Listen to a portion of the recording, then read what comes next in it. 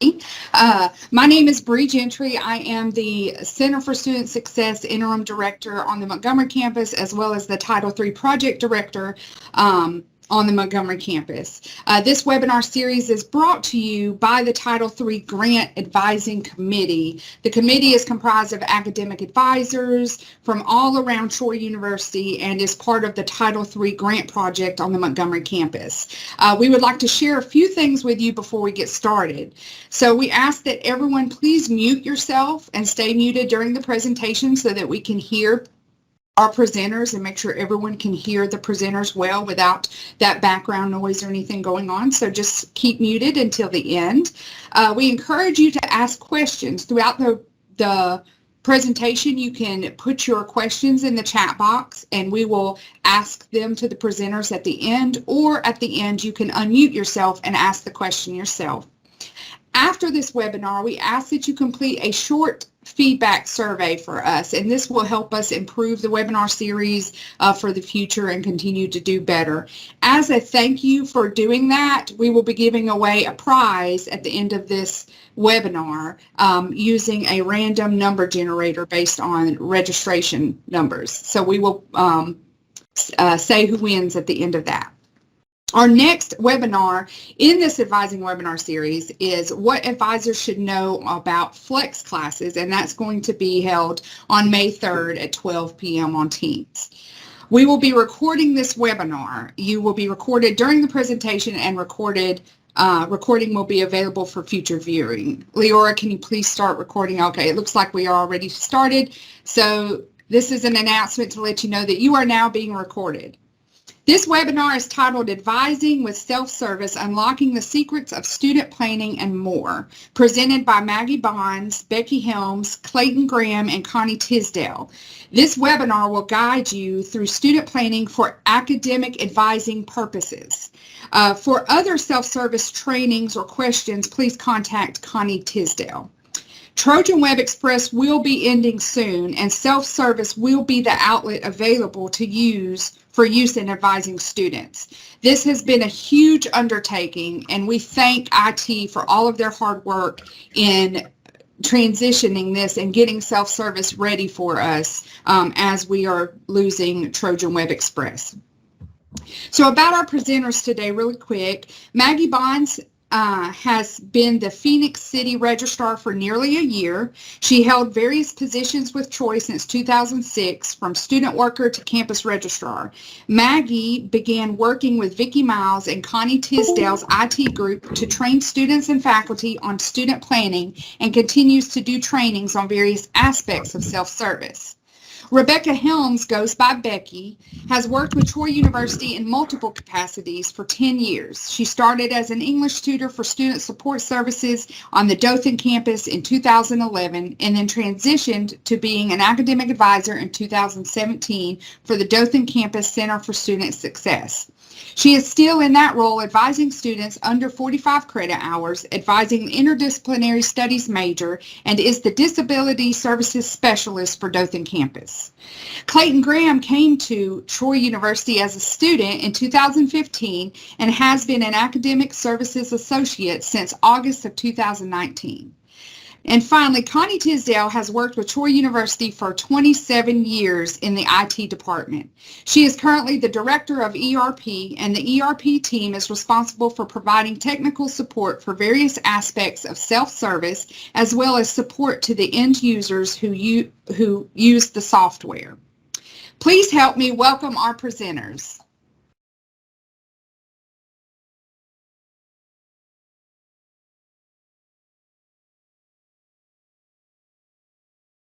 I'm going to pass it to Maggie. All right. Good morning, everybody. Glad to see you all here. Like she said, my name is Maggie Bonds. You all used to know me, obviously, as Maggie Uphouse, but I recently got married. I am going to go ahead and share my screen, and we are going to start with some general information on our records page. Obviously, I am in records, so that's a pretty important part for me. If you just go to my.troy.edu, and you're needing to direct students to various places within the records page. If you hover over the Students tab at the top, records can be found in the second column near the bottom. So we'll select records. And then the first 4 little tabs you'll see here, you can get to some student planning information. If your students need to order an official transcript, you would have them select this tab on the records page. Now, if they need an unofficial transcript, which a lot of people don't know this, but if they need an unofficial transcript, they can email transcripts@troy.edu, and an unofficial transcript can be emailed to them. Let's move over here to the left-hand side just a little bit. This is some very important information right here for all of our faculty advisors. If you select the faculty one-stop page and then come down to faculty resources, there is a tab called Training and Development. And on this tab, we have some videos and some different documents for all of our advisors. If you guys have any other questions following this training session, you can refer back here. But I am also always available for you guys if you have any questions as well.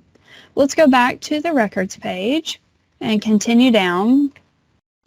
Obviously, there are a lot of different things on this page, so I'm not going to be able to go through all of them, but I do want to hit the high points.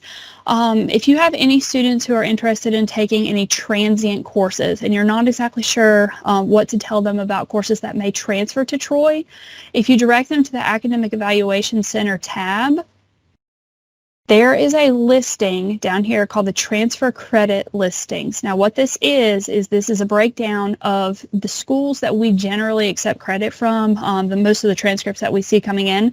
We have evaluated all of those classes that the students could potentially take at those schools, and if they want to refer to this page, they are able to see the classes that we accept. Obviously there are others that we would accept too, but they would have to be evaluated through our evaluation center. Alrighty, let's go back to our records page and continue down. Degree maps. I'm sure you all have heard of our degree maps, and many of you have probably had me hounding you about these degree maps. So, but they are great tools for our students, and if you just select degree maps, you can go back and see all of them that we've created since 2013. Now, any changes for degree maps must come from the department chair. So if you see an error on your degree map, just let your chair know and they can email me and we'll get that updated. Keep going down a little bit on the list. Graduation Center. On the Graduation Center tab, students can see the different information for the commencement ceremonies at the various campuses, as well as when their graduation applications are due. Please make sure you have your students refer to this page so they know when to have their graduation application submitted. If a graduation application is not submitted on time, then the student might miss out on their term or semester of graduation.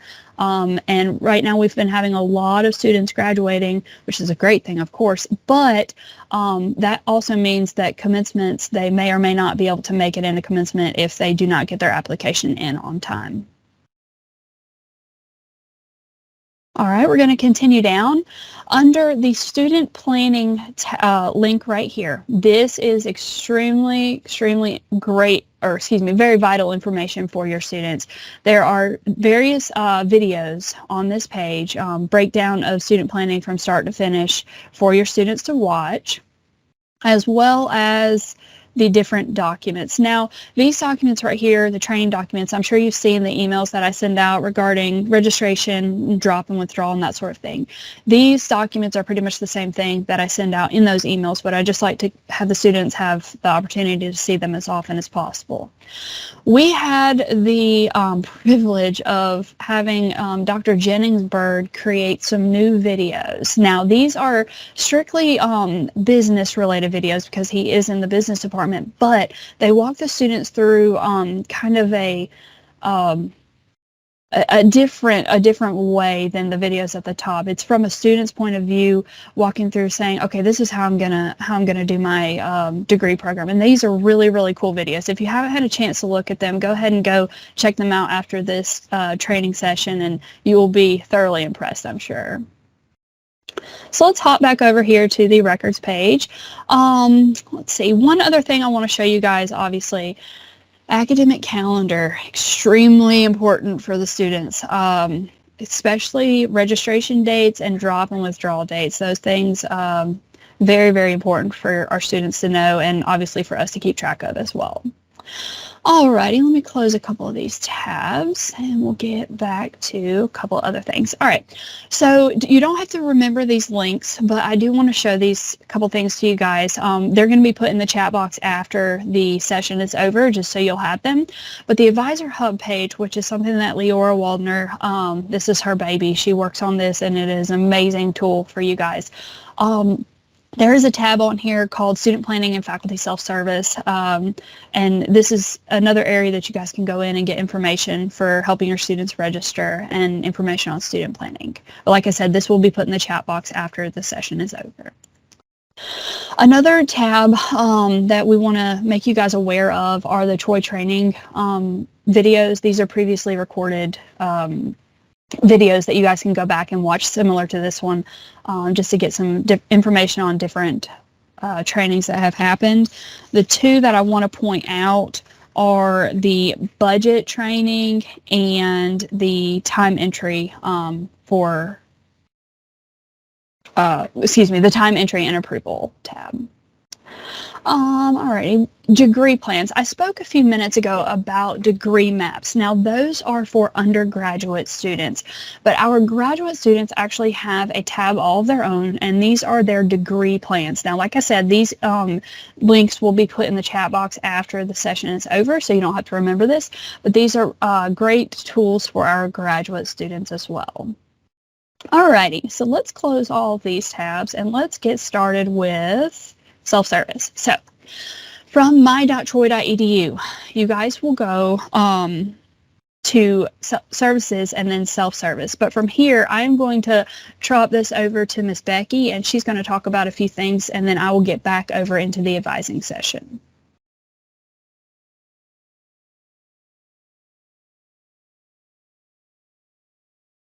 I believe you're muted, Becky.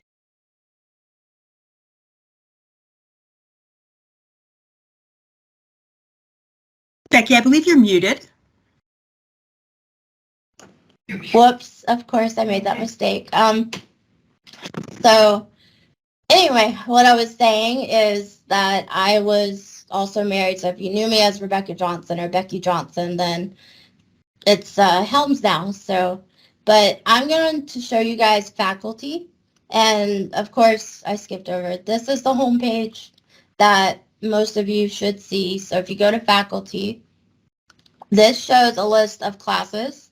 It shows about a year back. So this is, if you want to access your courses and see who's registering for your courses, you could go there, and it's a live feed.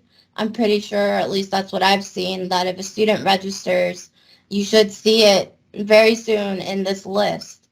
So I'm going to go to my active class for this term. And I know this is the one part you've all been waiting for, is how to email all of your students in a class. I'll get to the part of emailing your advisees, but it's right here, email all. So if you click that, it's going to make a copied list of all your students and their email addresses. So you just hit copy to clipboard, and then you go to whatever your preferred email app is, or on the computer, it could be Outlook or it could be on the browser, but it'll copy it all. You could copy it to the CC fields or BCC or to, I usually, if I do it to the BCC, just so, you know, they're only seeing it from me, and they're not seeing everybody else's email addresses, just in case those students want to keep it private. Another thing is you can print your list. You can also export a spreadsheet, and you would just download this, and it would go to wherever you want to download it to. I sometimes keep a spreadsheet so I can mark attendance, because I do more digital class management things. Of course, there's a thing in Canvas to also manage your attendance, your roster. But also grading, this is where you go for grading.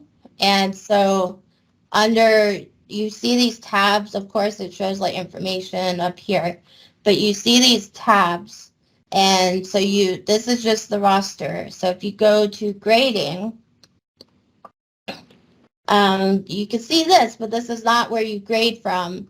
There's another set of tabs that you need to go to. You go to final grade, and then that's where you enter all your grades. If by the second week when attendance grades are due, you check this off. When you're entering a grade, you would go drop this down. This is where you would put like the deadline of incomplete. And then if they withdraw, you can even put in last date of attendance. Now, under permissions, I've never really done this part, so I can't really tell you how that is. But I'm sure faculty that, do these type of permissions, like letting a student in your class when it's full, or, any kind of waivers, I'm not sure. You could just explore that area. But that's mainly the faculty part. Now, I'm going to go back to, this is all under like daily work. I'm going to go back to advising so you can see how to email all your advisors. So this is the list that comes up. I have a lot of students, so it's going to take a second. But this is the long list that comes up, and this is how you access students, but Maggie will go more into that. Now, you go to email all my advisees, and the same thing happens, such as emailing all your students. You copy to clipboard, and it'll go, and you can email all your students that way. There are other ways to do it. I personally do a mail merge. It is a more personalized type of email address or emailing system, but whatever is easiest for you, I encourage you to do. And then I'm going to give it back over to Maggie and go back to muting myself, and hopefully I don't forget next time. Thank you, Becky. Okay, you guys, I am going to go back and share my screen, and I'm going to start back from my.troy.edu just so we can kind of keep just to remind y'all how to get to self-service. Okay, so we are going to hover over services, and then self-service is located on the left near the bottom. Now, if you'll notice, I tend to use the navigation bar up at the top. A lot of people like the blocks down below that have the pictures with them as well, but I've just gotten accustomed to using the navigation bar at the top. All of these resources are down below with pictures as well. So we'll select self-service, and on the initial page you guys can see a bunch of different tabs. If you were ever a student, you're going to have certain tabs. If you are an advisor or faculty member, you're going to have other tabs, and obviously all of us will have the employee tabs. So there may be as many tabs here, there may not be as many. You might have more than I do, just kind of depends. So the one that we're going to go to first is the advising tab, and this is the one that you guys obviously are using mostly.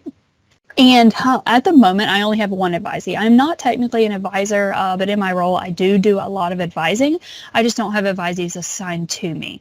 But Clayton Graham, he is one of our ASAs, and he has so graciously allowed us to use his account to show you guys some different information. Now, before we get started, please note that he is a graduate student.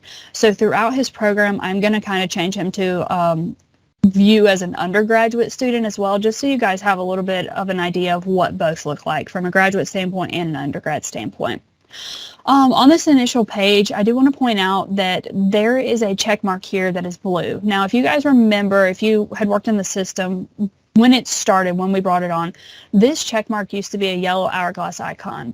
Well, through updates, they have changed it to the blue check mark. And what this is Clayton has gone in and has looked over his plan, and just as a student, we're just using an example here, and he has decided that he wants his advisor, me, to go through and review his account.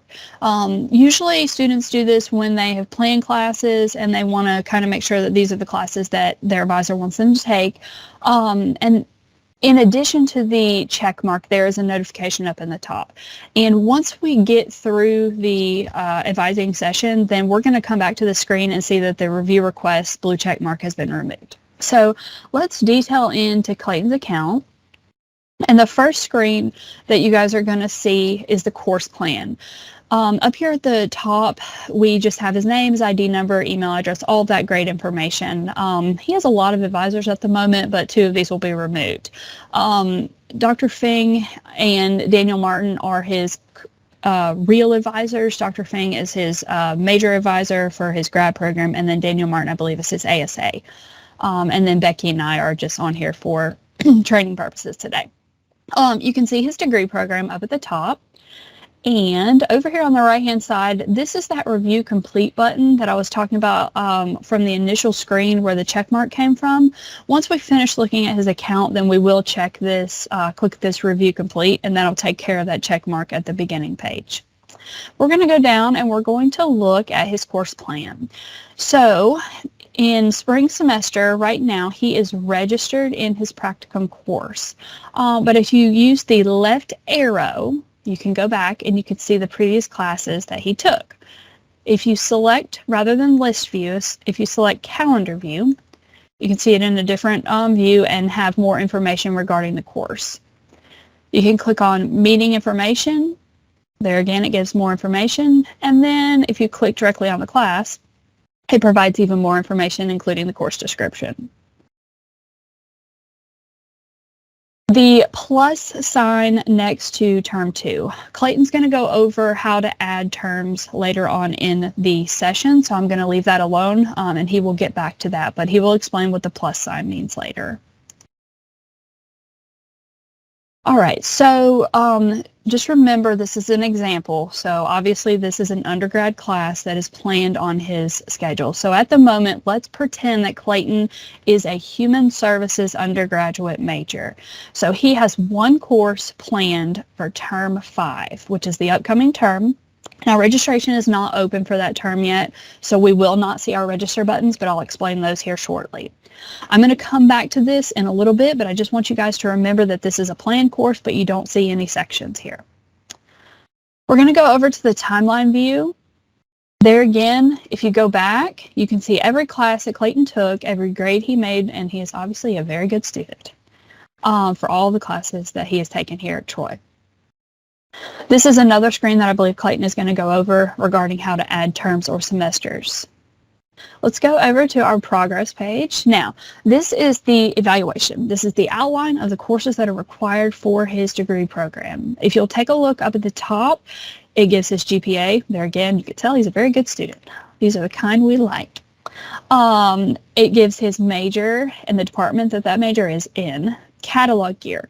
This is kind of you may or may not ever need to look at this, but your programs will change, obviously. So if you know that your program was different from 2019 to 2021 or 22, just make sure that you know which catalog year that your student is in, which one you're advising for. Progress tabs over on the right-hand side. This tells you how far along the student is within their degree program. Clayton's program, I believe, is 30 hours, no, 33, excuse me. Let's see. Yeah. I'm not going to count those at the moment, but I believe they're 33. So he has finished 30, and he is in the last 3 hours at the moment. And we're going to look at his grad program for a second, but then I'm going to swap it over to the Human Services undergrad program so y'all can see that view as well. If you see there are 2 different sections, he has completed SL 6691, so it actually hid the details. Now remember this when we get over to undergrad page. A lot of your students, if you are advisors for undergrad students, they will quote-unquote lose their history or their literature, and it looks like they didn't take it from the student's view, but they did, and this is how you would let them see that. You select Show Details. It gives all the information for the course that they took, their grade, and the term that they took it. It just kind of hides it so it's out of the way. It's not confusing the students. If we scroll down a little bit, you can see that he's completed all of these classes and he is in progress with 1. In a minute, I'll show you the different colors for students for classes that have not yet been taken that are going to be red, or classes that are planned, which will be yellow. All right, so let's look at a different program for him. So if a student is interested in potentially switching majors, what they can do, and you have the ability to do this as well, is view a new program. So I'm going to type Human Services in, select, and view the program. So what that does is that is going to pull the program requirements for that particular degree program, and everything that he has already taken will populate, and everything that he needs is going to show at the bottom. Now, this did not change his major. This is just a strictly what-if scenario. The what-if from Trojan Web Express is view a new program in self-service. So we're going to scroll down a little bit, and you can see that obviously since he's a grad student, he would have had to have completed all the general studies for an undergrad degree program. So let's show those details. Now, areas A through F. Area A is comp. So obviously you have your comp 1 and your comp 2. Now let's talk about that literature and the history. Under area 2, let's show those details. There are 3 sections under area 2. Your lit, fine arts, and humanities and fine arts. Normally students are going to take, now obviously they take them in all different orders, but because art and music are those classes they tend to take early on in their program, this section right here is going to be finished pretty quick and be hidden. Let's open this one up and pretend that he hasn't taken any right here. So once he would have finished this would hide, and that one would show, okay? Once he finishes lit, those 2 sections have been hidden because they would both have been completed, and let's just pretend that all of these are red and not started. So when he's looking from his completed comp area down here to his area 2 humanities and fine arts, a lot of the time students tend to have an issue trying to find their literature class. For some reason, and not even so much fine arts, but literature, they have an issue trying to find this. So if they're telling you it's lost, it's not there, I took it, it's not there, well, it is. Just ask them to show the details and they'll be able to see it. So let's scroll down. This is why it hides, so you don't have to see all of these classes that they don't need. All right, we have our math section and our science section. He's obviously completed all those. Same thing has to do with the history that I just spoke about with lit. So let's say that he's finished his history class, but he's still got his 3 social science classes. It's hard to see that history right there, but it is there. There again, just tell them to click show details and they'll be able to see it. All righty. Let's scroll on down. Now, human services major. So you remember when we were on that course plan page a few minutes ago, you saw the HS 2230 that I had planned, but I had not selected a section for him. We're going to go back and we're going to select a section here in just a second, but I'm going to show you how to plan a course directly from this page for your student. Let's say we wanted him to take HS 2240. We're going to click directly on that class. It is going to pop us over to the course catalog page for specifically that class. Now we're going to search the course catalog here in a minute for more classes, but we're just going to look for HS 2240 at the moment. On the left-hand side, you can filter your results. So let's say we want him to take this in term 5. All right, then we will view the available sections for that course. And it looks like 2 sections are being offered in term 5. 2 different instructors. I don't know either one of them, so we're just going to select one, add section to schedule. Check the course information, make sure there are no requisites, because if there were a prereq, obviously he would have to have that, or co-req. We are going to select add section. Now, that is going to place it on the course plan page for term 5. Let me show you one other way that a student can add a course from this particular page. And this is how the initial class that I had on there, the 2230, this is how that class was added, and that's why it shows up without a section. If you select add course to plan, select the particular term that you want the class to be added, and then click add course to plan. I'm not going to do it because it's already on there. That places the class on their plan without a section. So if you want to tell your student, hey, please take English 1101, but you don't want to tell them what section to take, you can place it on their plan like that. And then what they would do, let's hop back over to course plan real quick. What they would do is select view other sections. This is the class that we selected the section for. Now, this is the one I already had planned. What he could do is view other sections. There are 2 classes available for this one, Bradley and Bush. Obviously, they're both online, so the times don't matter. They would select the class, just click on it, and then add section to schedule. And so now his schedule is planned for term 5. He could go in when registration opens, as long as he has no holds on his account, which you can tell that by there are no red blocks up at the top, which would prevent him from registering.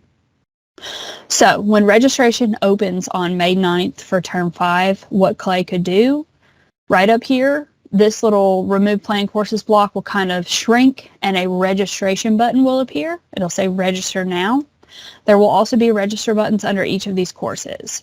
So what I have always advised students to do is click register now. The reason being, if you have advised them to take a co-requisite course, a science in a lab, something of that nature, they must select register now or the classes will not register at the same time and it'll give them an error message. So obviously since they're co-recs, you have to take both the class and the lab at the same time. If you don't, then it won't allow you to take them.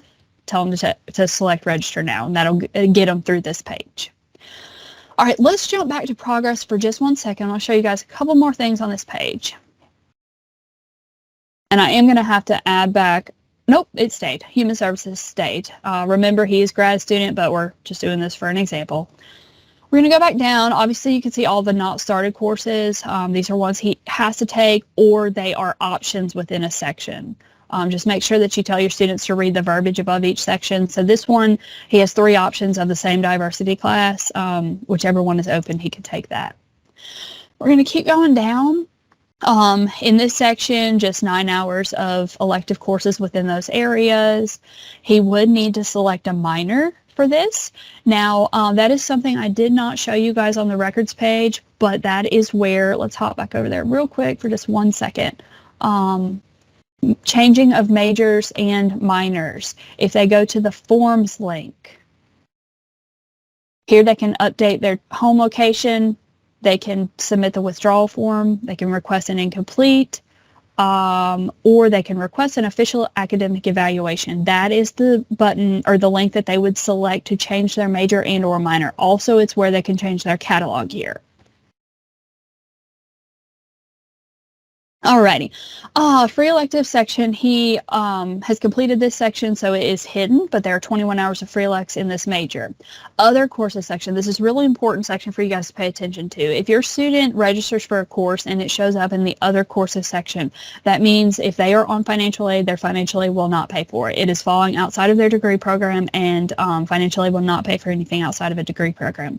Something else that's really important for you guys to take a look at when you're evaluating a student, especially a newer student that has a lot of transfer credit, if you potentially think that they took anything at a different institution that would count for something here at Troy that didn't automatically transfer into your degree program, take a look at those classes down here. We try to give our students as much credit as possible that they've already taken in the past. We want them to use that credit that they've had. They took the class, they should be able to use it if it fits within the degree program. And if you find something, let's just say family violence, if the advisor for this program wanted it to count for one of his major courses, just submit that course sub form so that the student would get credit for that class within the degree program. Alrighty, let's go back up to the top and select course catalog. Okay, so this is the initial page for the course catalog. And if your students don't know exactly what class they want to take, but they have an area in mind, such as art, they can just select art, or you can do this for them as well.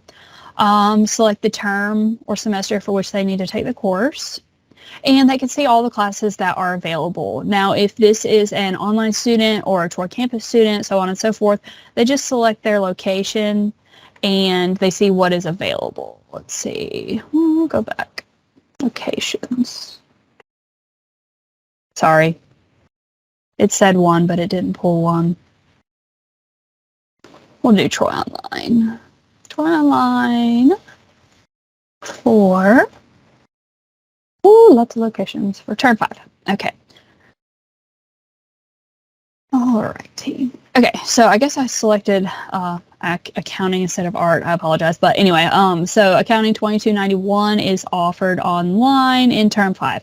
So the student will be able to select this course if they knew they needed that one. There's a lot that you can do in the course catalog.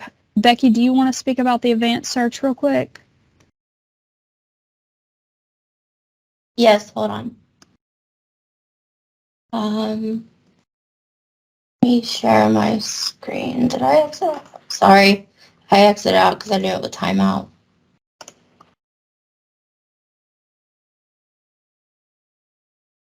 Okay.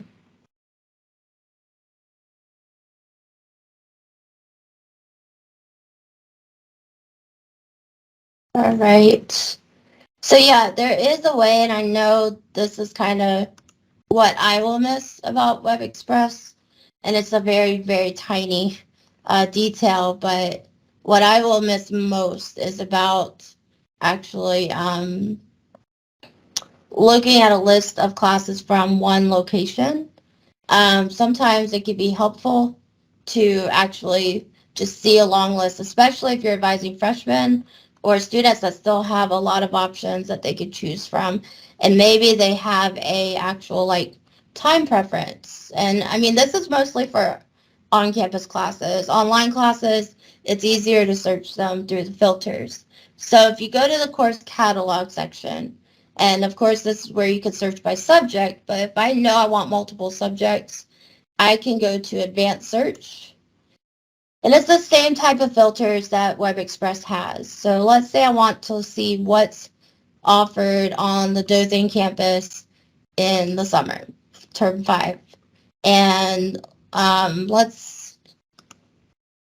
just do a general, not a specific time, because I want you guys to be able to see what I'm talking about.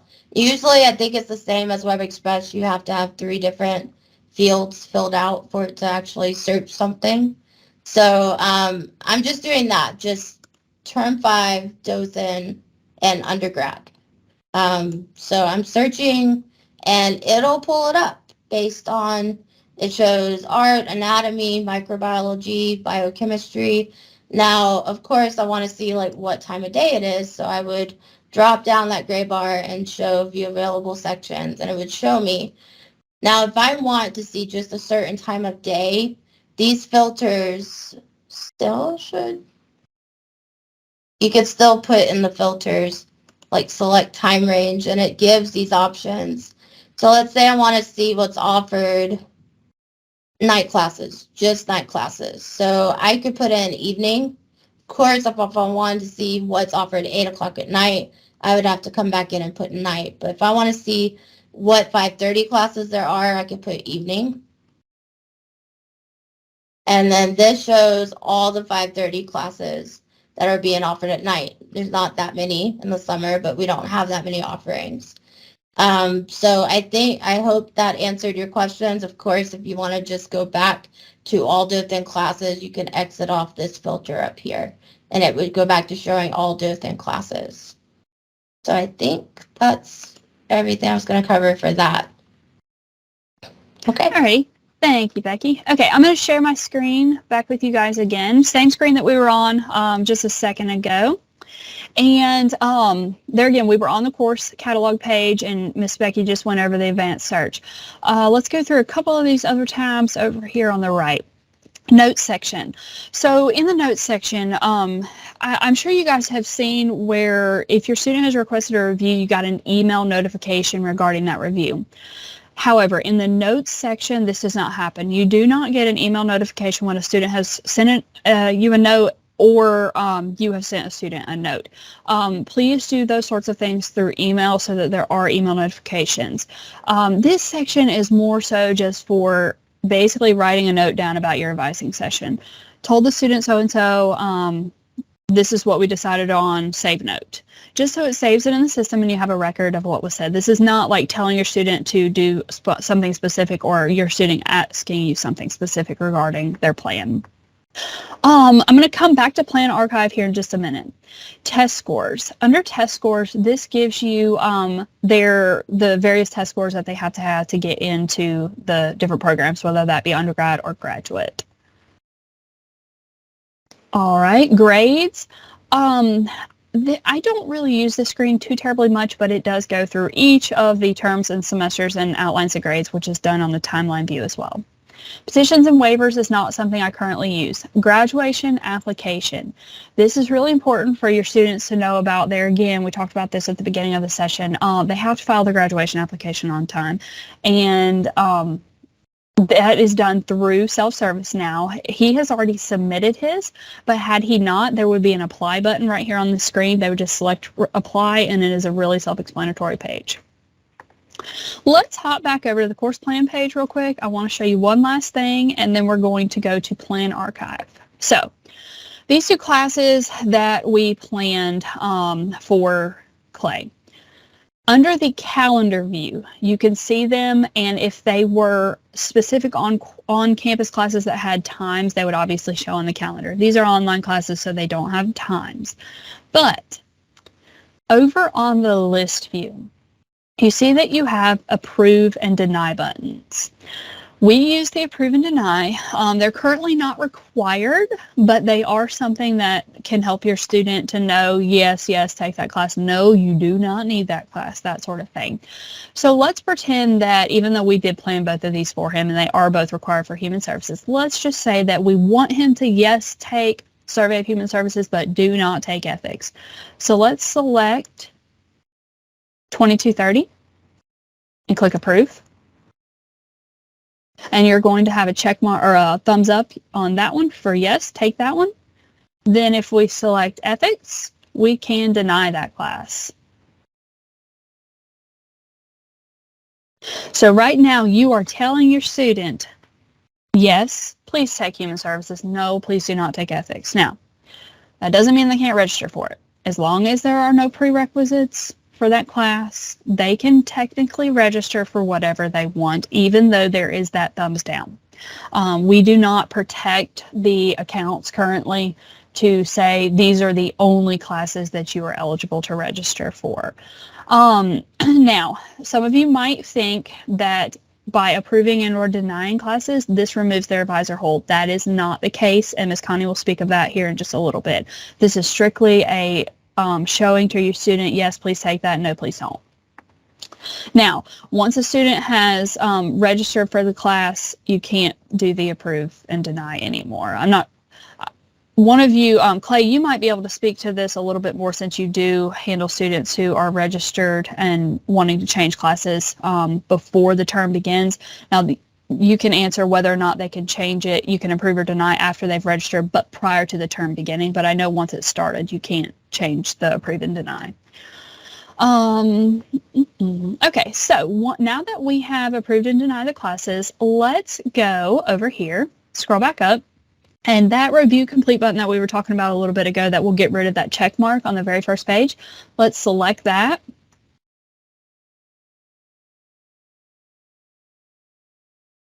Okay, now it says it's been completed, and do you want to archive the plan? Yes, you want to archive the plan. So select archive. And now the plan archive page, we'll hop over there, and you can see that his advisors have done a lot of advising for him, and when he requests a review, they do archive the plans. Let's check out the one that we just did for him. We're going to download it.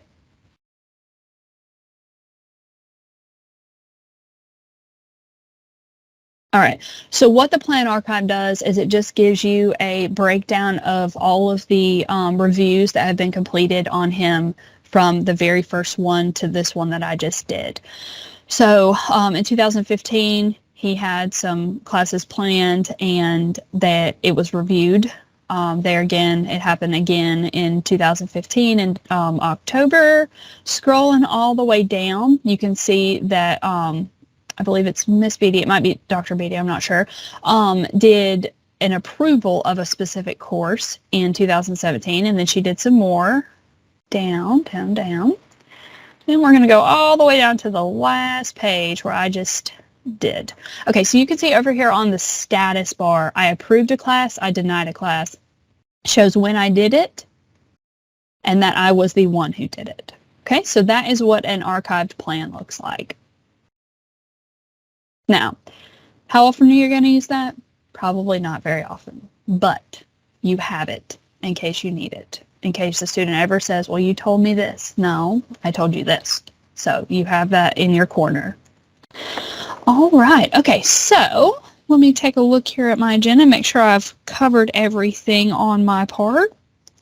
All right, so the next thing that we want to do is Clay and I are going to collaborate on this section, and we are actually going to go in and show you what it looks like from the student's point of view. So I'm going to stop sharing my screen, and Clay is going to share his screen, but then I'm going to take control of his screen.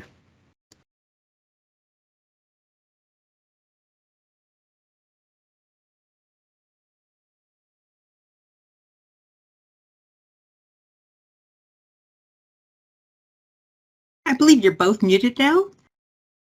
Okay, hold on just a second. I'm looking for my take control button here. And I'm trying to give it. Okay. It's not popping up your name up at the top, so I'm having to like scroll through to find your name. Okay, I gotcha.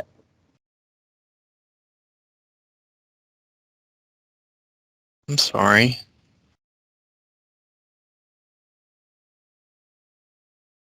Oh, there it Maggie, goes. do you see There it? we Oh, go. wow. Okay, yes, we've got it now. Okay. All right, so you guys see me right there? It's a little lagging, so, but we are going to go over here to student planning. Okay, so like I said, this is student planning from the student point of view. I know a lot of you were requesting to see this. Now, there again, those videos that I talked about at the very beginning of the session, if you go back to the records page and click on student planning, you can see all of these videos, which is the student point of view. So you can always go back and check and see what it looks like if you need a refresher. So the first thing that I want to do is I'm going to click on my progress. Now, y'all don't worry, this is not going to take a ton of time because you've seen all of this. This is the exact same thing you see from your side. It's just they're called, on their side, it's my progress. On your side, it's called progress. So it's the same information, just in a little bit different view. So we're just going to scroll down here a little bit. You can see everything you just saw from your faculty side. He also has the ability right here to select view a new program. Excuse me. If we were to do this and select human services, there again, it would pull up that same human services degree program that we looked at just a second ago. All right, I'm going to go back to academics, and I'm going to select course catalog just to show you guys that their course catalog looks exactly like your course catalog. They were to do accounting just like we did. There's their advanced search. Academics. Grades looks the exact same as it did on your side, but let's take a look at it real quick.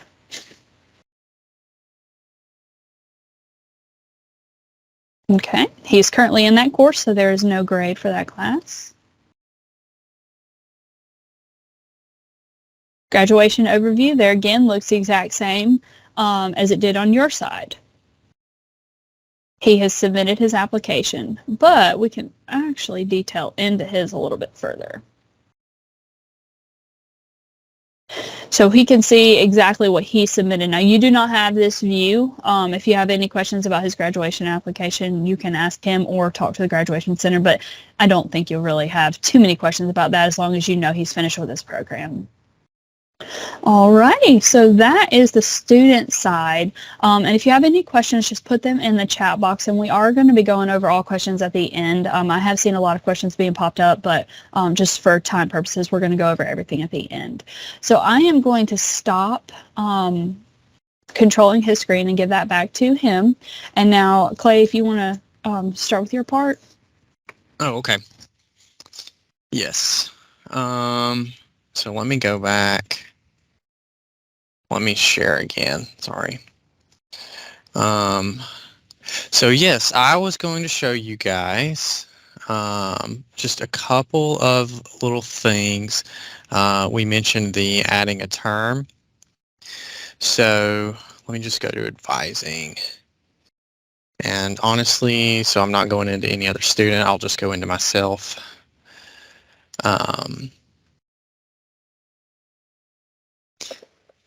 The question was asked about removing a class. That's really easy to show really quick too. I'm going to go to the timeline. That's where I live. I could just remove one of these classes right here, that little X, and click remove. I'll leave it there in case it comes back up later. But on adding a term, so I can do this from the timeline page, add a term, and select the term I want. Let's do term 1, 2022, and I can add it that way. It's being really slow, but there's a couple of other ways to do that too. So I can remove it again, but let's say I wanted to plan a class for term 1.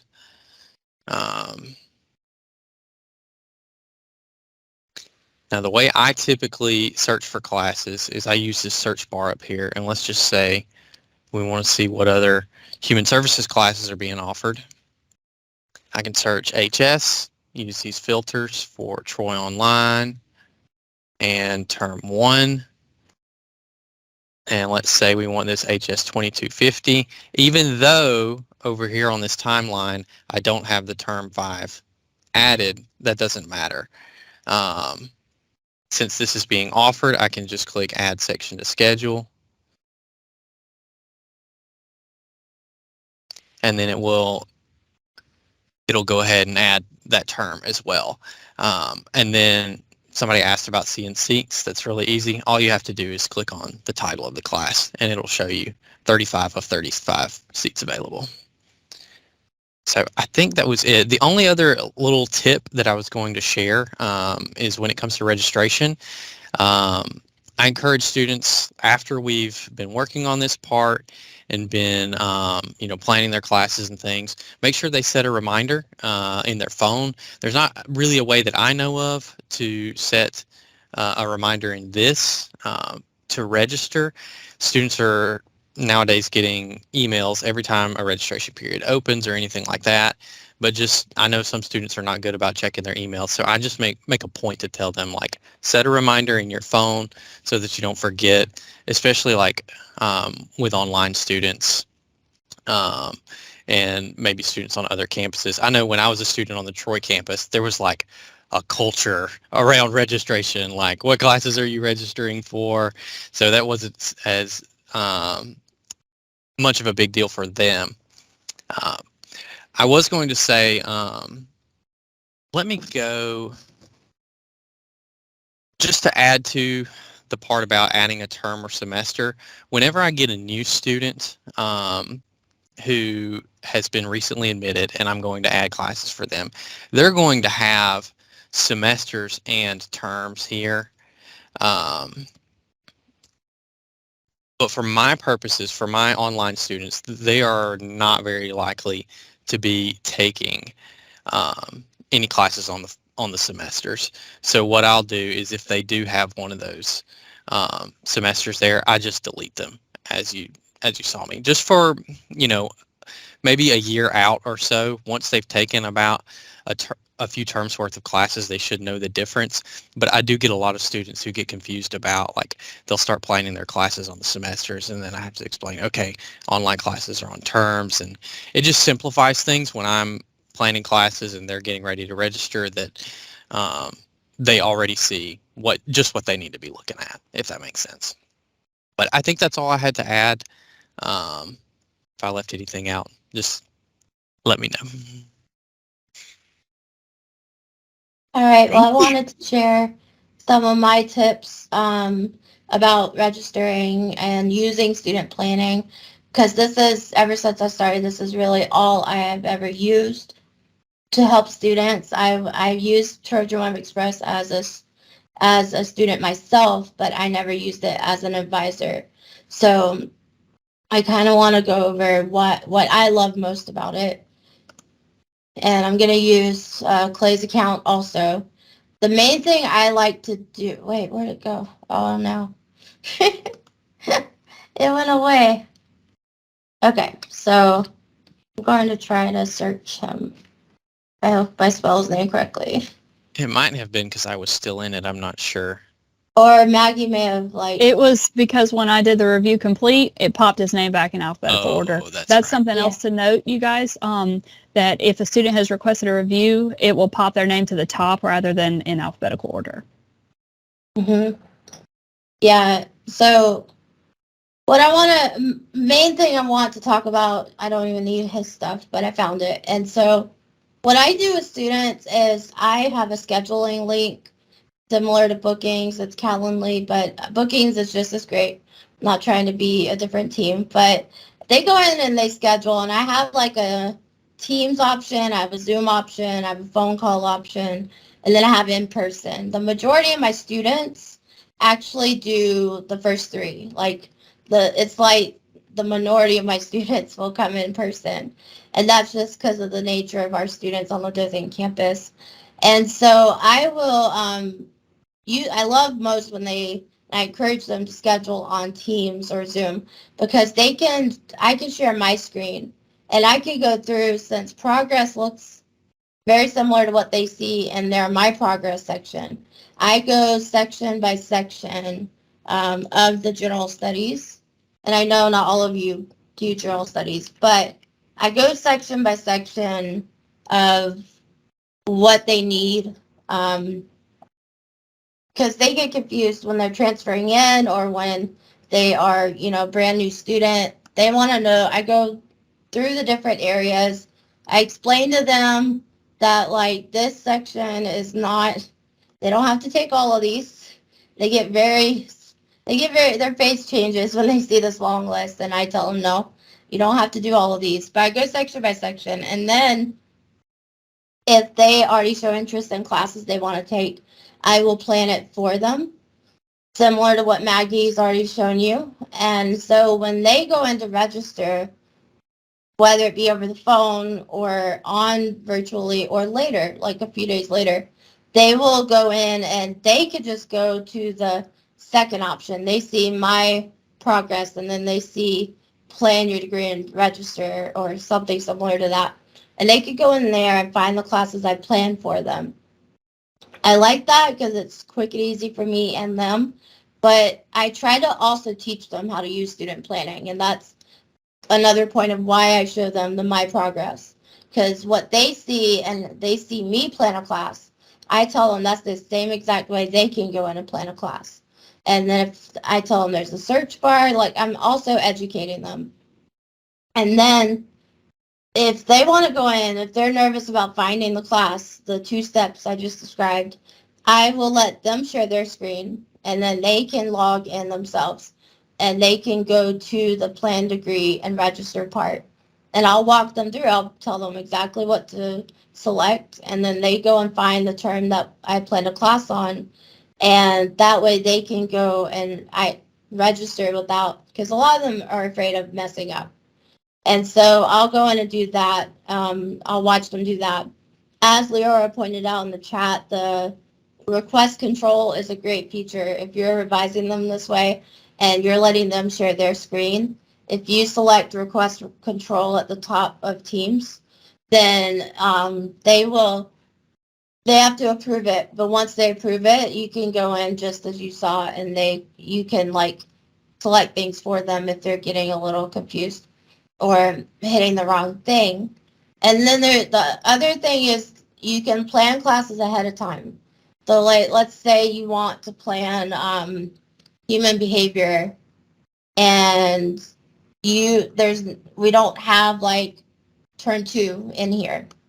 So you can go add course to plan, which I tell students, like if they're planning for the most recent term or most closest term, I tell them not to do this. I tell them they should go and drop this down because they need to add a section. But if you're planning for them because you know the rotation of classes being offered, you know a certain class will only be offered in term 2, then I like to do this. I hit add course to plan, and I'll select, because it gives all the terms, even if it's not loaded into the system, all the way up to 25. And so I'll hit, let's say term 2. I'll hit that. And then I'll show them with the previous term how they can go, because there's the list view and the calendar view. So we see list view as the advisor, but you can change it to show the what they see under plan your degree and register. So I will use the arrows to go all the way to term 2, and I'll tell them when term 2 registration is coming up. or when it's active. You go to view other sections. It's not going to show anything right now, but once Turn 2 is loaded into student planning, which I don't know that scientific system. Connie could probably explain when courses are loaded, but it should show it, and they just hit that box. I'll show you on a previous one. So like if they do view other, never mind, that's a bad option. Survey of Human Services, that one. So if you hit view other sections, the other sections will show up that are still open and available, and you click that. I tell the student to select that, and then they can add it themselves instead of having to go into my progress and deal with all the filters and all that. But that's mainly what I do for advising on student planning, and it's been wonderful. I don't really have any complaints. I'm not sad that WebExpress is going away. I know others are, but yeah, I think that's all for me. I'm gonna go ahead and give it to Connie now.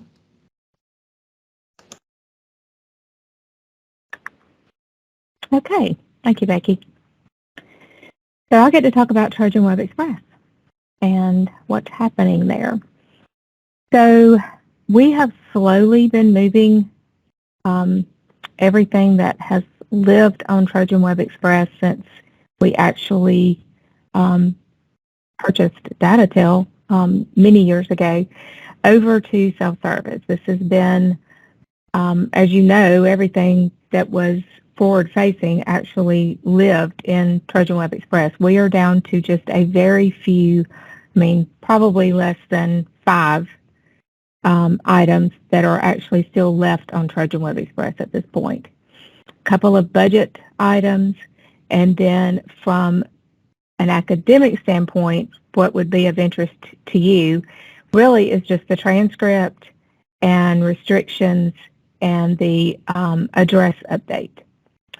So why we're moving, it's basically just outdated technology. So our software vendor has really been, it's been probably over the course of the last, I would say, 5 years, 4 to 5 years.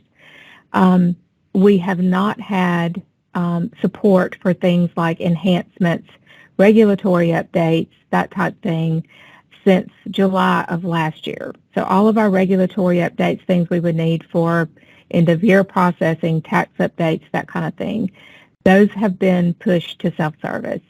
So it's been something that we knew was coming for several years, and we've really been pushing everything over to self-service, with the things that have really been left that we have struggled with have been the transcript and then the restrictions or the holes that you all know that are living on WebExpress. We will replace that with basically what you have on WebAdvisor now. The transcript will move, the unofficial transcript, and at this point we are planning to move the advisor hold piece or the restriction piece as you know it now. It does exist in self-service, but it does not exist the way that you just go out there and remove that advisor hold now. And just as a reminder, that advisor hold that exists in WebAdvisor, Trojan Web Express, is a custom piece. That is not something that actually was delivered to us in WebAdvisor like you see it today. So that was something that we customized in WebAdvisor. So we're working on that. Our target date for moving the final pieces off of WebAdvisor is May 31st. We are really looking at Ellucian or DataTel. Our final piece of that, they're telling us in June, they will no longer offer any support to us for WebAdvisor, which would mean that if anything happened, we would not have any support for the remaining pieces that are there. So we are slowly transitioning. Right now, you can go into WebAdvisor and make an update to your address. That piece has actually been moved. You will see a notice come out probably within the next week. Vicki Miles should be sending the notification for the student the student piece, and then Ashley English will be sending the notification for the employee piece. But updates to address, legal name change, preferred mailing, that type of thing, those will be moved within the next week. So I think that kind of takes care of some of the things that we are just trying to make sure. Viewing by books, that one will be replaced as well because that link is out there in WebAdvisor also. So just those final pieces, we will work to get those moved over the next month, and you should see everything transition. A lot of things that you're seeing now, you can go to WebAdvisor and get to self-service, but it's just simply a link that's taking you from WebAdvisor over into self-service. So for the most part, what you're seeing is living in self-service at this point anyway.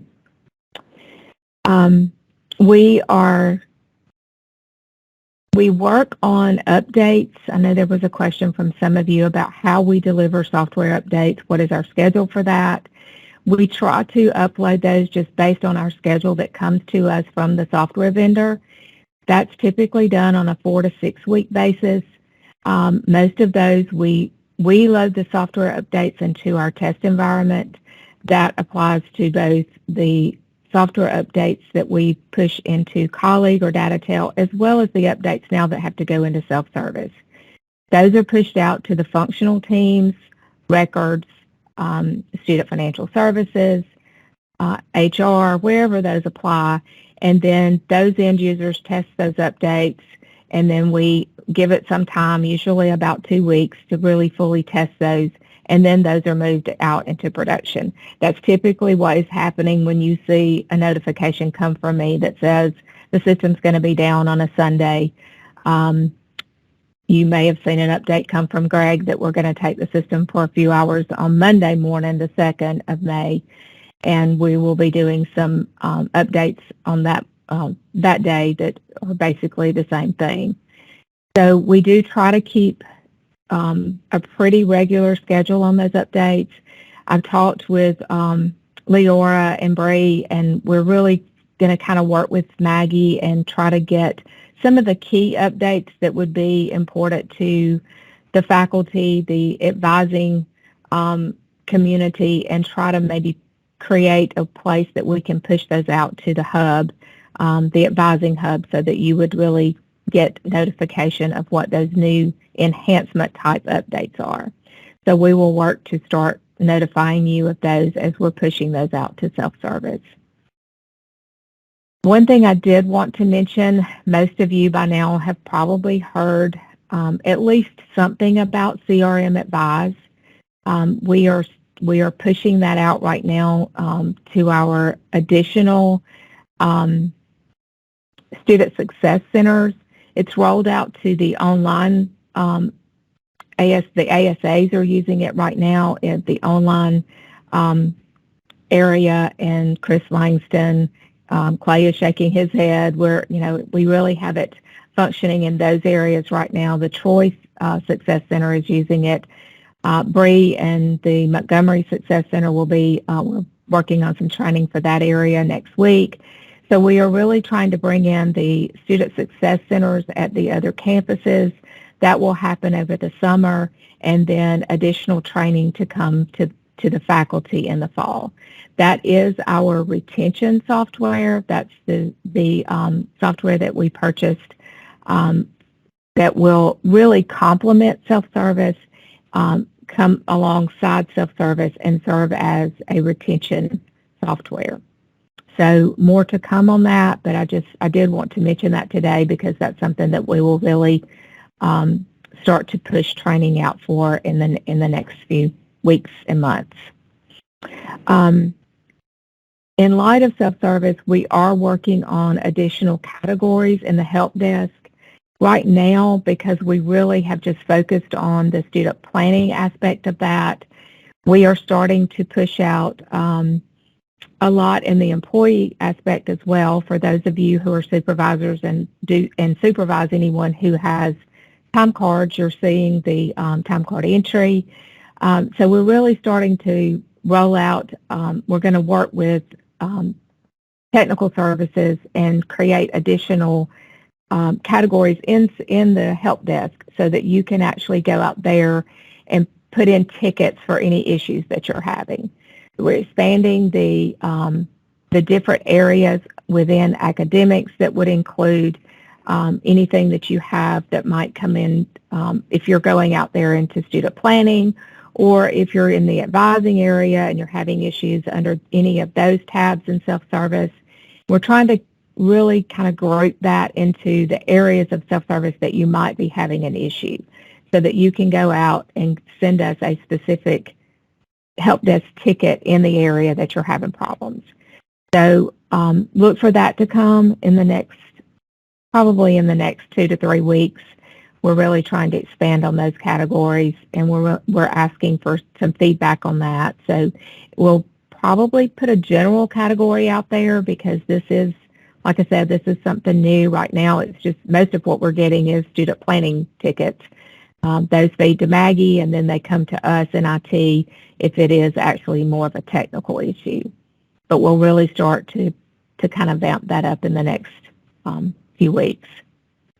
And as far as that goes, any other ticket or any other issue that you have, if you can just submit a ticket on that, then I know we've had some feedback recently with just some issues with timing out, browser, I don't know if that's a browser issue or what the problem is there, but if you're having an issue with timing out or any issue with accessing self-service or any of the other features, just submit a ticket, let us get somebody to look at it with you, and then we'll go from there.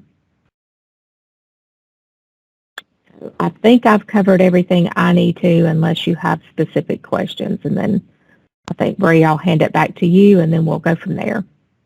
All right. Thank you so much. Thank you to all 4 of our presenters, Clay, Maggie, Connie, and Becky. Thank you for sharing all this wonderful information with us. Now we are going to go to our questions. So I'm going to pass it over to Leora and Luke. They're going to start feeding some questions that we have from the chat and go from there.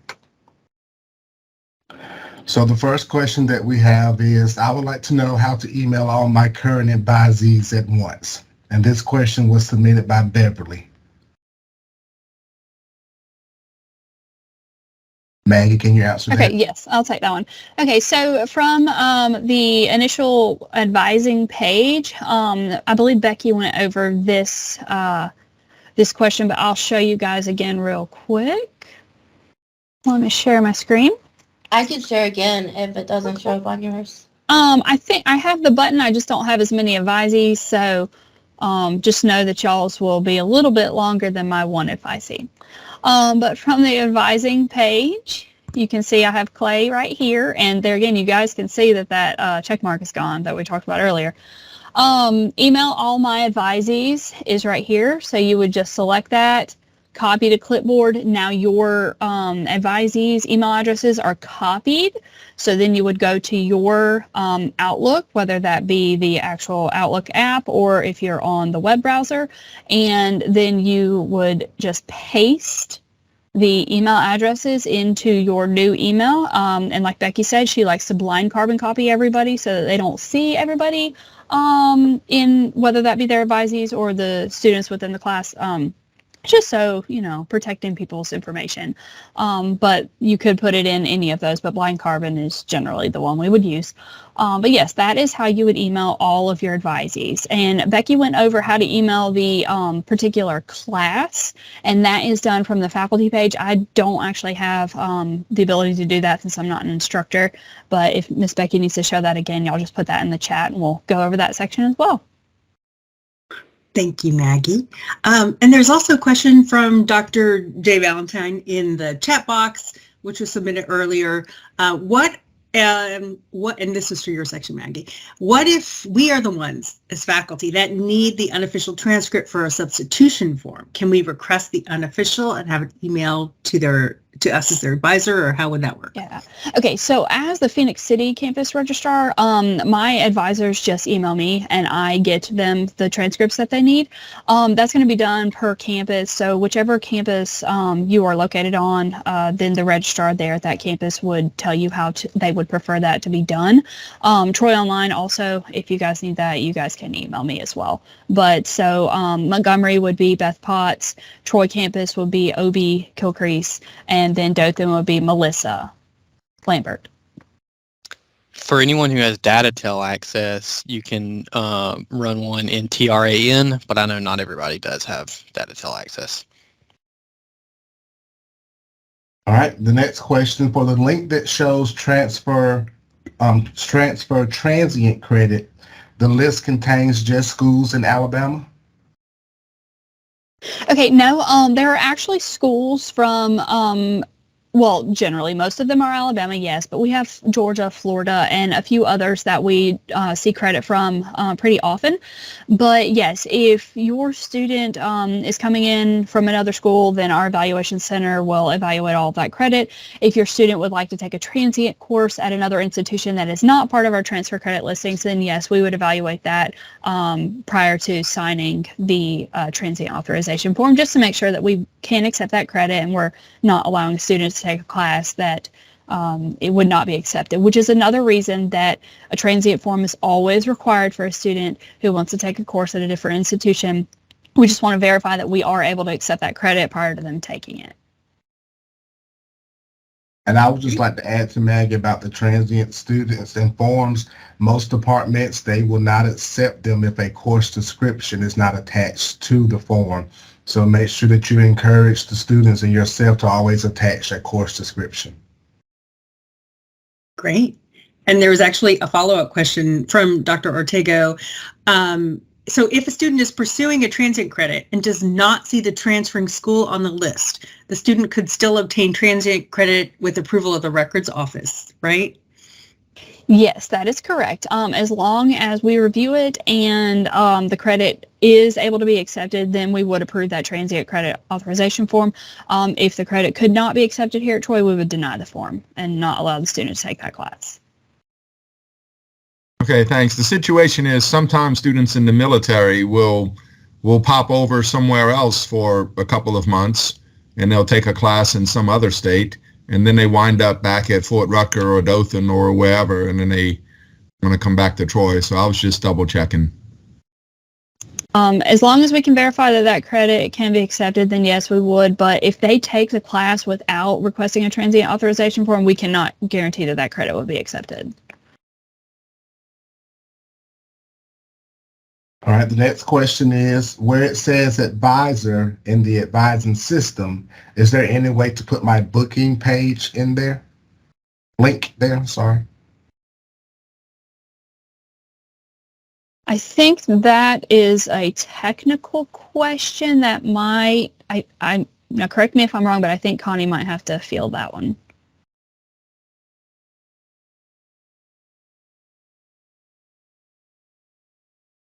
So we're looking at so you're just looking at a link for that. So that's something that we can look into and see. Maggie, can you show me where we're actually talking about? Yeah. Yes. Luke, can you repeat the question again while I'm sharing my screen just to make sure I'm going to the correct page? But it might actually have to be Becky because I believe this is going to be in the faculty section. Can you repeat the question, Luke?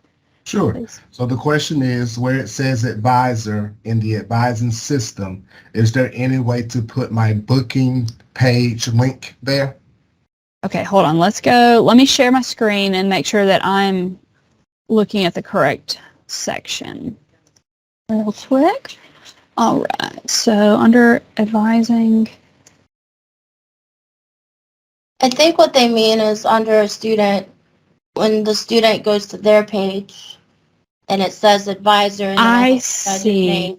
Okay. All right. I think I'm understanding what you're saying now. Let me go into Clay's and let's pretend that this is from the student point of view. It's very similar up at the top. So let's say there was only one advisor here.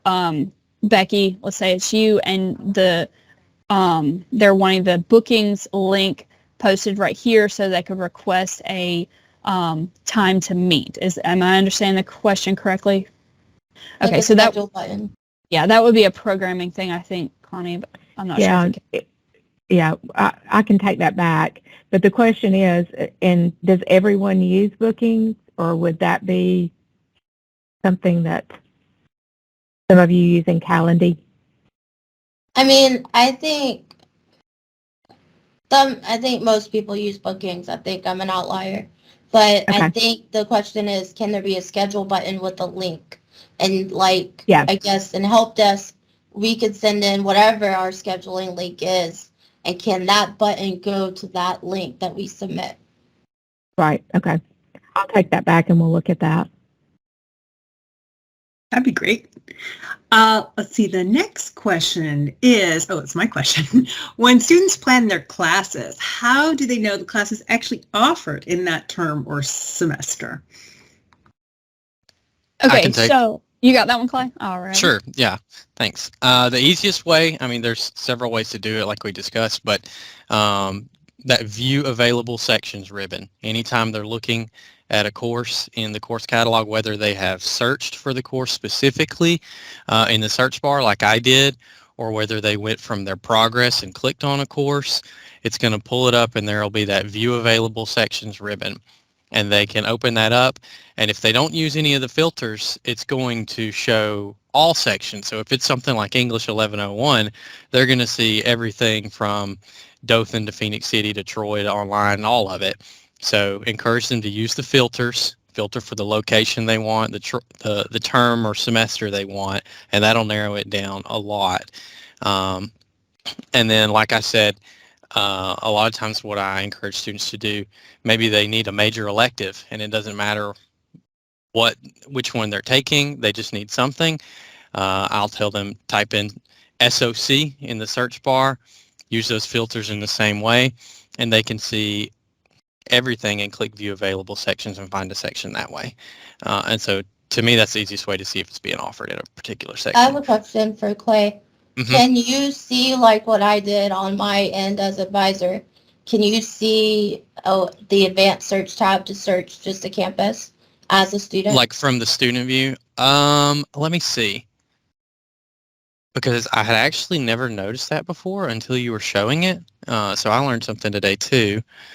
Let's see, student planning. Or how about... So on student planning, no, but students do have access to the course catalog tab, which works the same way.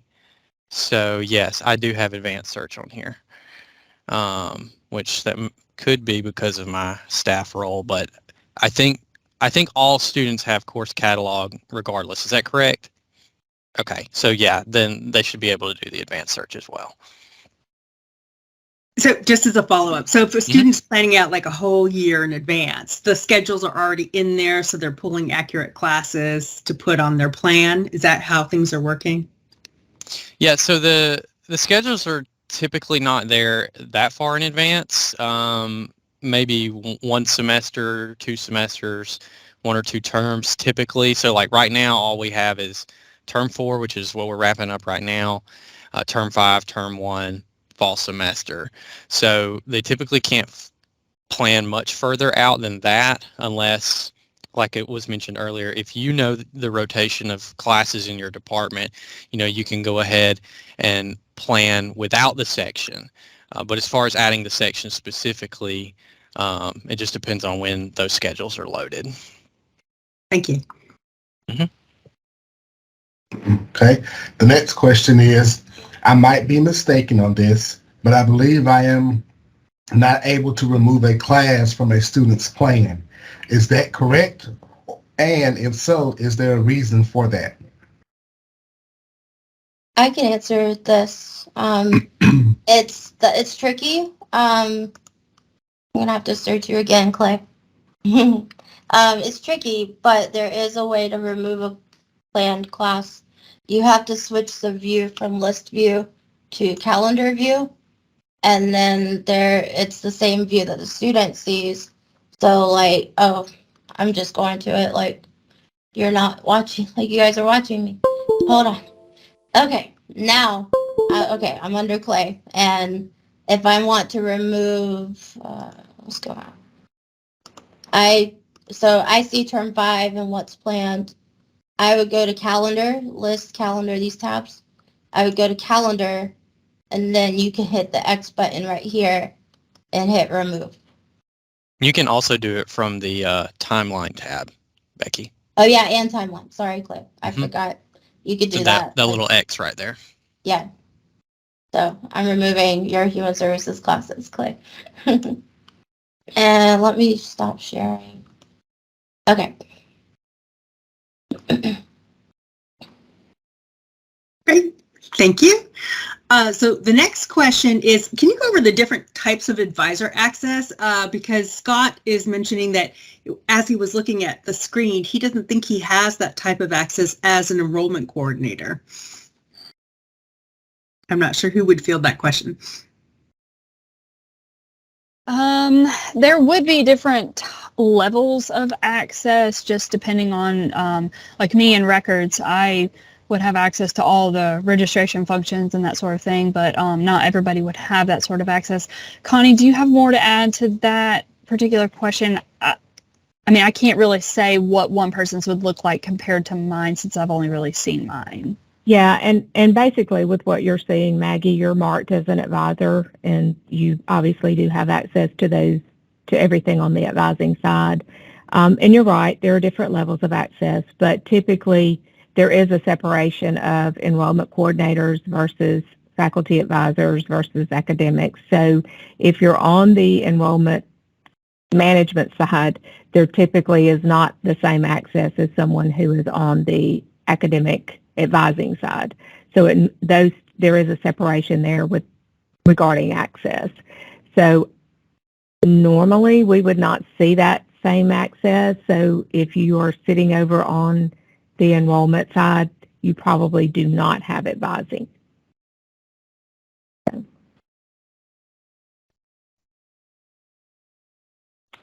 I hope that makes sense. Yes, thank you. Perfect. And Scott says thank you. Sure. All right, the next question is, it's already been asked, but I'm going to read it anyway. It says, when you select to look at available sections, it shows seats. Is that the available seats? And is there a way to see the Web Express view of field available / total? And Becky asked that question and said, yes, the number of seats is available. I don't think there's a way to see the old view. And I also believe that Clay showed this as well when he was going through his portion of the webinar that shows you the available seats in the class. So it also shows you the number of students that has registered and the remaining seats that are left for that particular class that you're looking at. Great. Sounds like that one has been squared away. But Victoria, if not, just pop something in the chat box so you can ask. Jane Sanders also asked, is there a way to clean up our advisee lists? I still have students listed as advisees who graduated years ago. I think Connie responded in the chat box and said, if you submit a ticket for the cleanup of the advisees list, that IT can take care of you. Connie, was that correct? Or did anybody? Yeah, so that's the way to go with that one. Jane, so Luke, over to you. Sarah asked, I know you can see grades per term on student planning. Can you see their GPA on progress? But can I find a student's transcript showing all grades? Students have to upload an unofficial transcript for study abroad applications. They do not know where to find it in Web Express. And I believe this was answered also too. You can also email transcripts at Troy, or as Clay mentioned, if you have this access to the screen in Datatel, you can look that up in TRAN. And you can also pull it from the evaluation as well, and it will also show you the grades listed and the GPA as well. Perfect. Sounds good. And Sarah, if that didn't square it away, let us know. And over to Tammy Estevez's question. So in Trojan Web Express, we had the ability to easily see registration numbers for all of the classes in our program, and she's in the public administration programs. So we can advise people on what classes are getting full. Is there something comparable to that in self-service?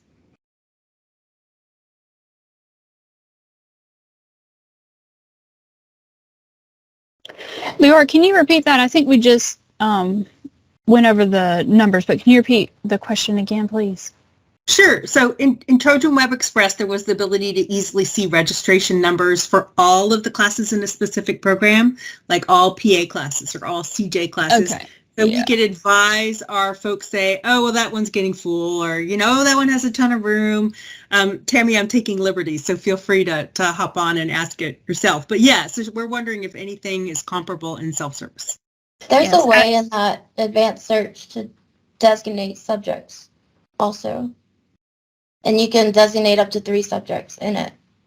Yeah. So aside from that advanced search, currently, no, there's nothing comparable to that from the Web Express view to the self-service view. You can see if anything is full, like when you're looking at a list of classes. However, you have searched it or filtered it in the course catalog section of self-service. One of the filters is for availability, and so you can click Open Sections Only, and that would hide anything that's full. Can you walk us through that? Would you mind Yeah. sharing your screen? Because I think more than one person is going to be interested in that one. Thank you. Sure. So I'm looking at accounting classes right now. I'll go back. So I'm on the course catalog, and I'll just click accounting.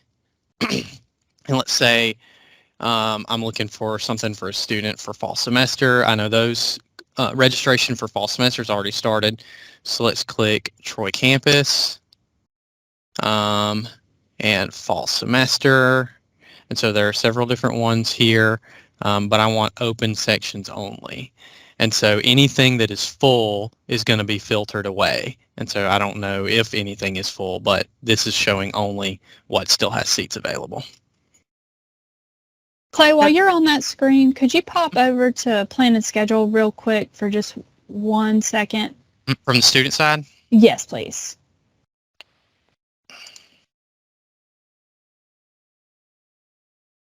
Okay. That was a page we forgot to mention when you and I were doing the student side. Mhm. I just wanted to show them a couple things in there real quick. Sure. Especially the advising tab, the third one over. This is just the area where the students can see that you are labeled as their advisor and where they can email you directly from there, as well as where they request that review. That was the main thing I wanted to show them. Thank you, Clay. Okay.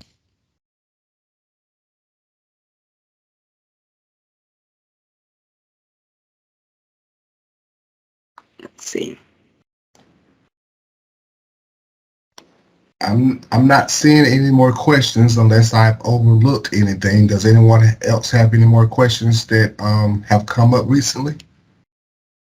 I think Ben may have asked one, but maybe it was answered. Can advisors also request unofficial transcripts the same way as emailing that transcript thing you guys put in the chat box, or only students?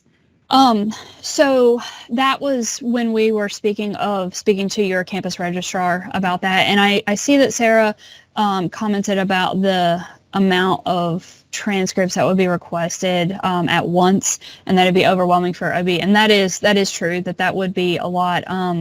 But with Trojan Web Express going away, I know Connie spoke about the transcript and that sort of thing. If you want to talk about that a little bit more, again, Connie, just so everybody remembers what's going to happen with transcript from Trojan Web Express to self-service, but currently they can still get it in Trojan Web Express, but that will be going away. And then OB and OB's group, and then the transcripts group can help with those other transcripts.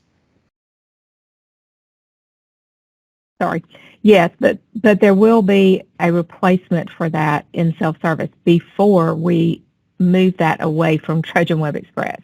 So that is, our plan is it will not be removed from WebAdvisor until we have that replacement in self-service. So that is the reason we are hanging on to Trojan Web Express like we are, because we have to get it. It's working in self-service right now, except for page breaks. You would not believe how heavily customized our transcript is. It is, the print routine is customized. There are subroutines that are customized for calculations. It is incredibly, it's probably the most customized process that we have. So we've tried to make it work in self-service, and it's working with the exception of page breaks. So we're working on it now to try to get it moved over into self-service, but it's just still not exactly like it should be. So we'll get it there, and we won't take it away in WebAdvisor until we know it's working in self-service. So, those two things, the two things that just continue to haunt us, I say, are the transcript and the restrictions or the holds, because we have to have those in. We have to have a replacement for that before we can take it away in Web Express. We'll get there.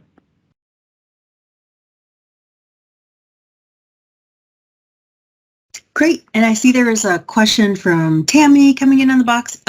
Is there some way to put the information in the notes to let students know we don't get notified if they actually put something in the notes?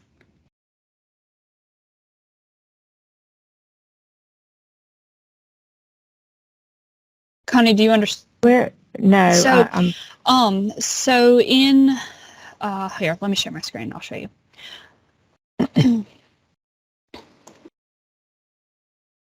Alrighty.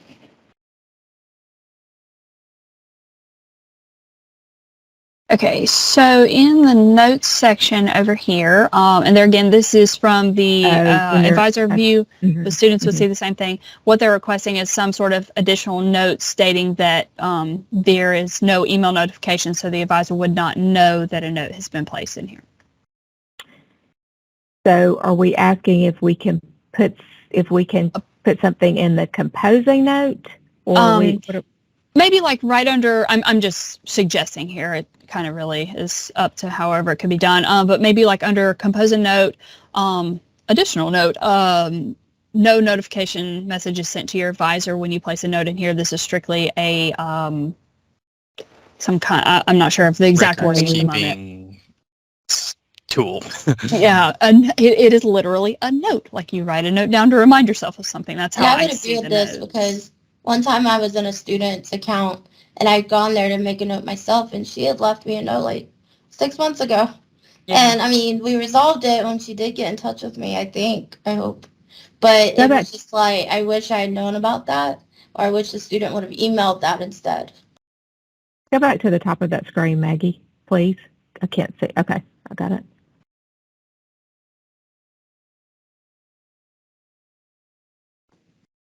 All right, the next question is, does it cost anything to request unofficials through transcripts at troy.edu? And I believe that answer is no, that unofficials are free, but official transcripts, they do cost. That is correct. So unofficial transcripts are free. Our official transcripts are $10, and generally, like I showed you from the records page, how they can order a transcript directly from there, but it takes them to parchment.com. So you can just direct your students to parchment.com to order a transcript if they need to order an official, but the unofficials are free. Thank you, Maggie. And the next question comes from Victoria. Can you access the course catalog without selecting a student from the main advising page with the list of advisees?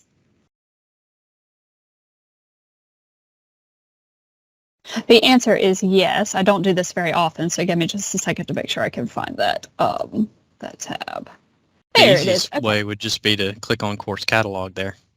Yes, well, course catalog over here, that is correct. I was trying to find it on that side, and it is there, but that's under the student side, so I think you're right. We would have to do it from course catalog over here. But all of you should have that course catalog tab on this side as well. That is correct. Excellent. And we've run out of questions in the chat box, but feel free to unmute. We know you have other questions out there. What do you want to ask? And also, since we have Connie Tisdale here, and her team has just done such an amazing job transitioning us over, this is also the time to provide suggestions. So if you've got anything you want to suggest about self-service that might be technically feasible, now's the time, folks.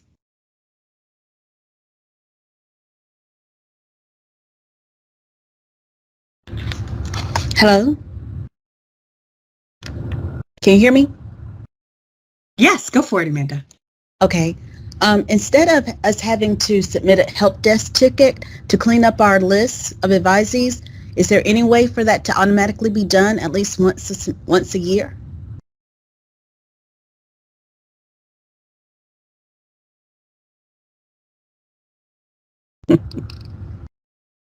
Right now, it is done. We could look at something like that, Amanda. I don't know. We have so many in the system, and a lot of those are assigned to. It does probably need to be looked at overall, if that makes sense. But we still have, historically, some that, let's say this dates back to 93. So we have some that are assigned that we really would have to do a lot of historical cleanup on, if that makes sense. So what we're trying to do right now is keep the active faculty advisee list clean. We're trying to put some more proactive processes in place, if that makes sense. What comes to mind when you say that to me is like cleaning up programs within a certain number of years. Like if a student has not active academic programs, so as a part of end of term processing and so forth, we are trying to put in process if the program has not been active within a certain number of years, we're trying to go back and end those academic programs. So that's one of the things that comes to mind when you ask, can we do that? To be honest, I don't think anybody's ever asked that question, but that might be something we could look at. We just have so much data, and that's a topic that we are discussing right now because we are implementing a new reporting solution that is it's an analytics solution, and we're really having to clean and look up the data and work through the data as we're moving to this analytics project. So a long way of answering your question, but that could be something we look at. I'll make a note of that and just see how that would, if there is some way that we could put a mark in time and then just go back and end all of those. That's kind of something we're doing right now with the programs. But as for now, we're taking that based on the fact that a faculty member is current, and we're ending those advisees based on that specific date. So, go ahead. Can I add something? If any of you on here are actually individuals who assign advisors, if you wouldn't mind getting in touch with me, I can walk you through the process, if you don't already know it, which you might, of adding an advisor when they change their major, it automatically ends that advisor. So a lot of people don't know there are multiple ways of adding an advisor, and if you do it this specific way, if the advisor gets changed, it will automatically end. If the major gets changed, it will automatically end you as an advisor. Yeah, good point, Maggie. There was a comment from Sarah. She's a departmental secretary. She says she tries to go in about every 6 months and end advisors for those who have changed majors and graduated. Here in the JWS Center, we have that process to our end of term process. where we go through our students and we see if they have reached that 46th hour or if they have changed or graduated or whatever the case may be, and we go in and data tail in the STAD screen, and we end ourselves as the advisor. And then we follow up with an email with the departmental secretary asking for that student to be assigned a faculty advisor.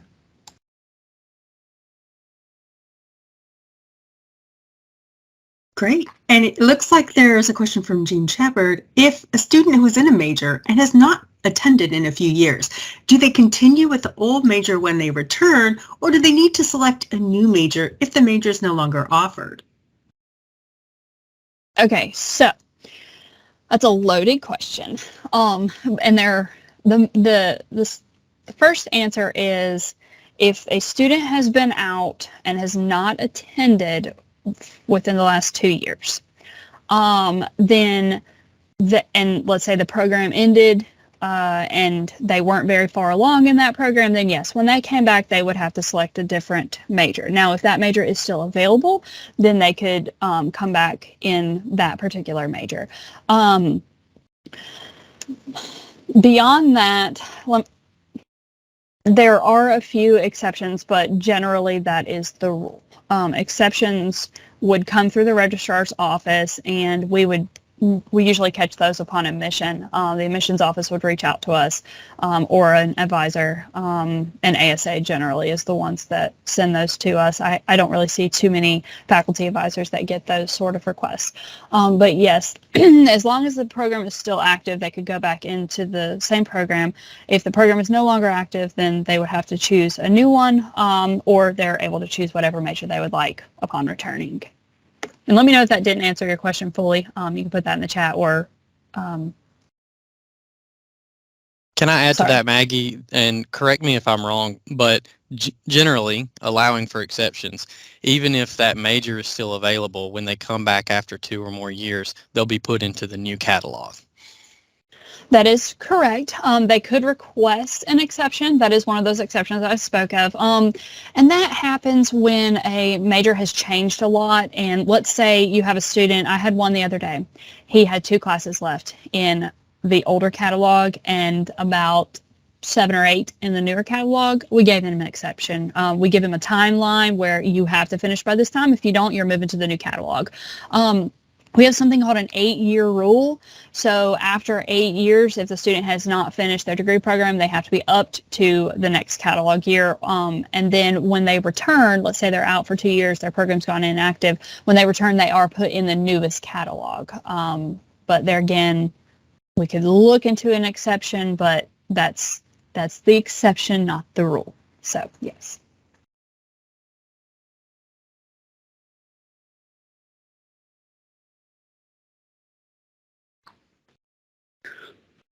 And There the also next Go for it. The next question is there an equivalent to the view/buy books function from Trojan Web Express where it preloads your books located in student self-service? Not at the moment, but we are working on it. So as soon as we have that working, that will be moved to to self-service, and then that will be done before we move everything off of WebAdvisor. And just as a note, one thing that we have done as we are moving these pieces off of WebAdvisor, we typically move them to self-service and give it about at least 2 to 3 weeks, sometimes even a month before we actually take the piece away from WebAdvisor, just to give the student, faculty, staff, whatever, enough time to know that transition has been made.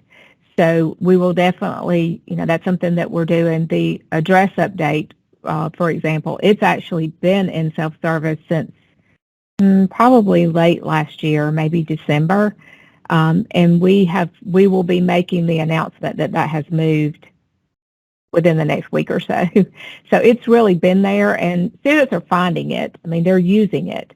One thing, and I didn't mention this, but one thing about the update in self-service is it actually is updating the data as you are keying it in. WebAdvisor did not do that. It actually just logged the change, and then someone had to go in behind the scenes and make that change. But this is actually, as you're keying in the information, it is updating it for us. So the view and buy books is on our list, and that will be done before we make the transition completely to self-service. Wonderful.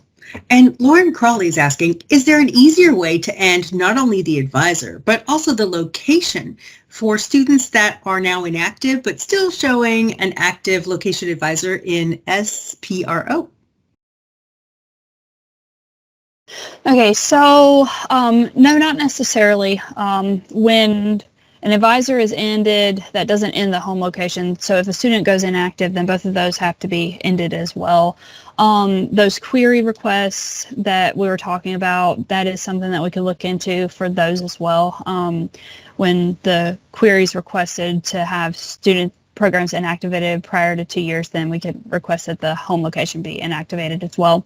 But particular student, if you see one that needs this done and you don't have the ability to do that, you can there again reach out to any of your campus registrars or just the general records office, and we can assist you with that.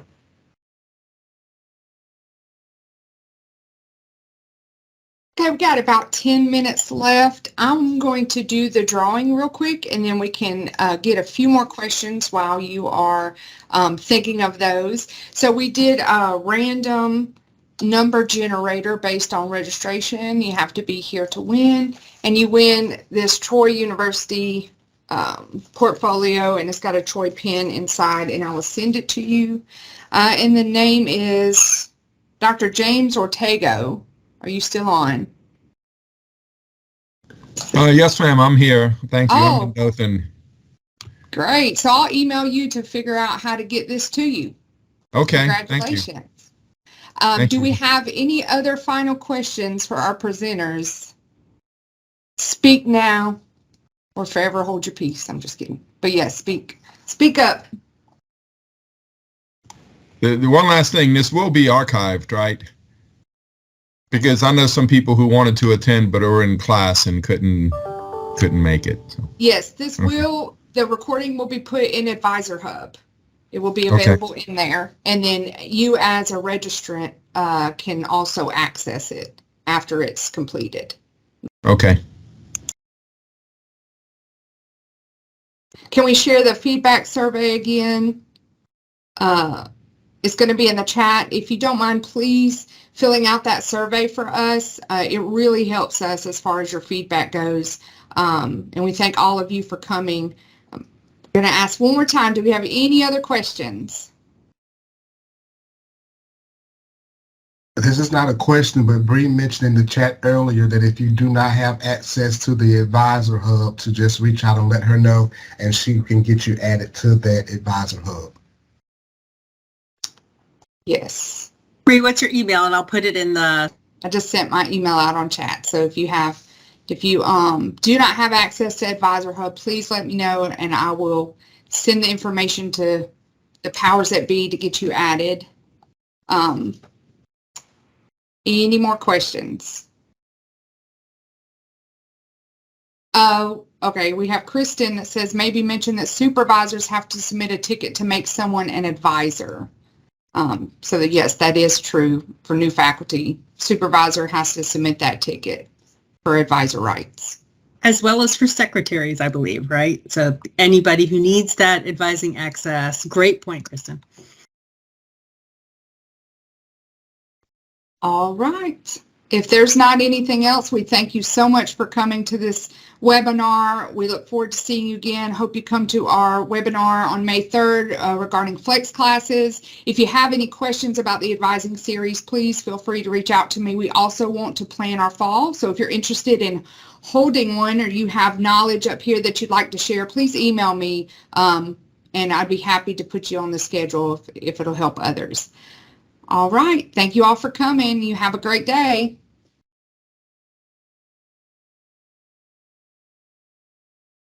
And a big thank you to our presenters. I'm sorry, I forgot to say that earlier. This was great. Thanks.